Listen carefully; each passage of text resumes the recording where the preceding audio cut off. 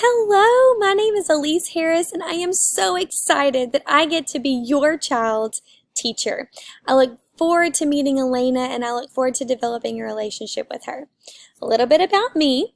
I have two children, 3 years old and 2 years old. My 3-year-old daughter is named Sophie, and my 2-year-old son is named Benaiah. They love to sing, they love to dance, and they keep me on my feet 24/7.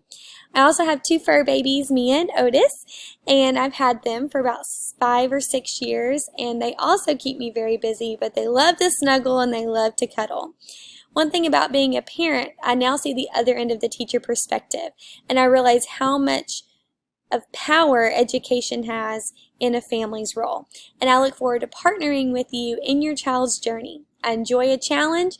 I've done intervention for the past 3 or 4 years, and I've come to love individualized education and doing what each child needs to succeed. As I was reviewing Elena's data, I noticed that geometry is a little bit of an issue. Welcome to the world. I totally understand. I've done a lot of geometry, but when I was in school, I didn't really like it either. Let's come over here and let's look at Elena's data. I'm going to switch over here. I noticed that Elena has a lot of prerequisite things she needs as far as shapes are concerned. We'll get to time and stuff probably later in the year, but geometry is completely based on your knowledge of shapes and their properties and how they work. If you can understand the basic properties of shapes, then a lot of the formulas and the algorithms and things that come later in geometry when you're getting into 7th, 8th, 9th grade are a lot easier. One of the things that I want to work with today are triangles. I did not realize until I was a teacher and I was on this end of the spectrum how important triangles are when understanding the concepts of geometry. You'll use a lot of that for perimeter and area, but before we can dive into the application of these shapes, I want to make sure that Elena is really foundational on the different types of triangles and how they work and what makes them work that way. That will help us for some other algebraical applications later on in her educational career. So one of the areas that I'm going to focus on today, let me go right here, is 5.GM 1.1. So that is geometry and measurement, and that is to describe, classify, and construct triangles, including equilateral, right, scalene, and isosceles triangles.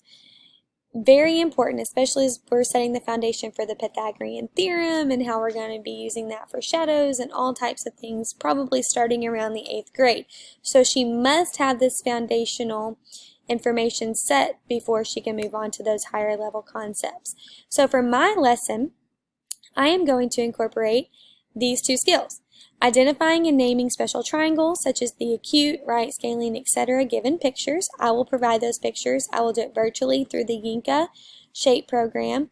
I will also draw some on grid paper. That way we can count the distance and what exactly makes those work with their properties. And then we're going to know the properties of special triangles such as the acute, right, scalene, etc. One of the YouTube links that I'm going to use is actually a Khan Academy video. And let me switch over here to my Google Doc. I'm going to start with Elena by reviewing various examples of triangles. So we're going to have different examples here. So we're going to review the basic concept. It has 3 sides and 3 angles.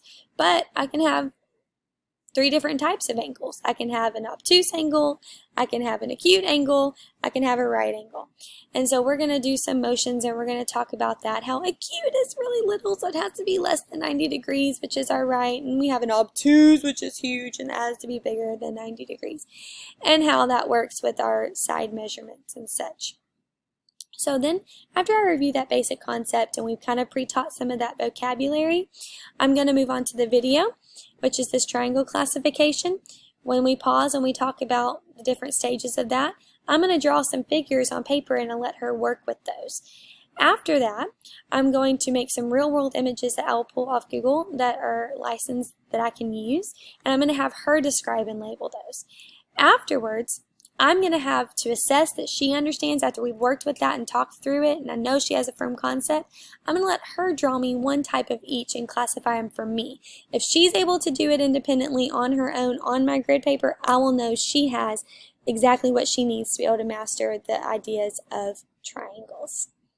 Thank you for letting me work with you, and I really look forward to working with Elena.